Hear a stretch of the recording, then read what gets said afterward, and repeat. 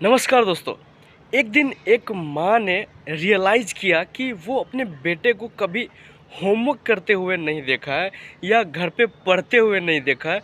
और जब उनको ये रियलाइजेशन हुआ तो उन्होंने पेरेंट्स टीचर एसोसिएशन मीटिंग में जाके वो अपने बेटे का जो टीचर थे उनको कंप्लेन किया कि कभी काल कम से कम कभी काल तो होमवर्क दे दिया करिए मेरे बेटे को, क्योंकि ये घर में कभी पढ़ाई नहीं करता है और मैंने इसको कभी पढ़ते हुए नहीं देखा है, होमवर्क करते हुए नहीं देखा है।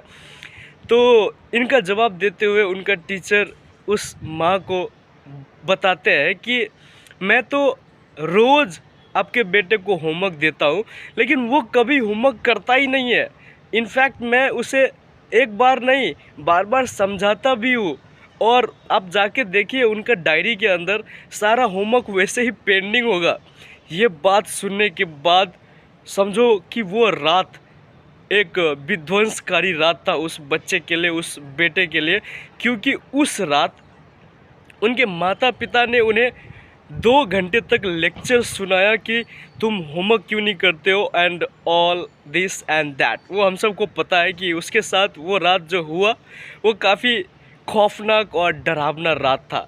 जी हाँ दोस्तों, ये कहानी शेयर किए थे उन्होंने खुद अपने, और ये बच्चा और कोई नहीं मास्कावा है, जिन्होंने 2008 के अंदर नोबेल प्राइज़ शेयर किया in physics for the discovery of the origin of the broken symmetry which predicts origin of at least 3 families of quark in nature, my dear friend। और ये मास्कावा का जो कहानी है ये काफ़ी इंस्पायरिंग है और छोटे बच्चों में ये क्रांति फैलाने वाला है। तो अक्सर हम लोग ये सोचते हैं कि अगर कोई होमवर्क नहीं कर रहा है, हाँ होमवर्क ना करना डेफिनेटली अच्छी बात तो नहीं है, बट ये भी हो सकता है कि उसका मन ना लग रहा हो, उसका मन कहीं और कुछ ब्रह्मांड के उस गहराइयों में वो डूबा हो जिसका अंदाज़ा हम सबको नहीं हो, और जब अंदाज़ा होता है तब तक तो बहुत देर हो चुका होता है। मास्कावा ने अपने नोबेल प्राइज़ लेक्चर के दौरान अपने बाल्यकाल का ये छोटा सा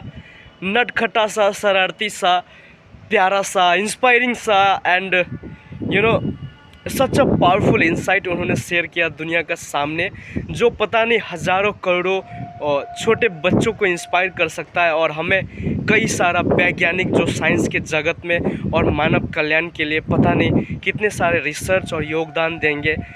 ये डेफिनेटली बहुत ही ज़्यादा इंस्पायरिंग है और शेयर करने लायक है। तो आप लोग भी हो सके तो इसे ज़्यादा से ज़्यादा शेयर करिए ताकि ये उन बच्चों तक पहुंच सके जिन्हें इसका सख्त ज़रूरत है। बिकॉज़ हम सबको पता है कि स्कूल में कैसे हम सबको टॉर्चर किया जाता है, प्रेशराइज़ किया जाता है उस घिसे पीटे एजुकेशन को लेने के लिए, जिसका फ़ायदा शायद ही कुछ लोगों को होता होगा, बट बहुत सारे लोग तो इसमें से डिप्रेस और डीमोटिवेट होकर निकलते हैं, जिनका पूरा जीवन भर उनका इम्पैक्ट उसके मस्तिष्क पे रहता है। बिकॉज़ बाल्यकाल एक ऐसा उम्र है जिसका इम्पैक्ट हमें हमेशा याद रहता है। वही बाल्यकाल में किसी ने सोचा था कि मैं साइंटिस्ट बनूंगा, और वही बाल्यकाल में किसी ने सोचा था कि मैं बिजनेसमैन बनूंगा, और उसी बाल्यकाल में किसी ने सोचा था कि मैं singer, musician, cricketer and whatever मैं बनना चाहता हूँ। ये वही समय है जब हम बीज बोते हैं, और इस समय अगर हम ध्यान रखें कि हम किस प्रकार का बीज बोने जा रहे हैं तो इसका फल काफ़ी फ्रूटफुल होगा और इस समाज कल्याण में काफ़ी मदद कर सकता है। तो हो सके तो इसे फैलाइए और इतना तेज़ी से फैलाइए कि उस सब तमाम बच्चों तक ये पहुंच जाना चाहिए। जी थैंक यू सो मच। और ऐसे ही insightful and deep insight, inspirational and powerful videos देखने के लिए बने रहिए, और मैं यह लगातार बैक टू बैक ऐसा ही वीडियोस आप सभी को देता रहूँगा। आप सभी का प्यार के लिए, आप सभी का सपोर्ट के लिए, आप सभी का इतना सारा करुणा के लिए मैं आभारी हूँ और हमेशा आभारी रहूँगा। बस अपना प्यार बनाए रखिए। Scientist Chaiwala will be back again to you guys. Till then keep shining and keep smiling. Thank you so much.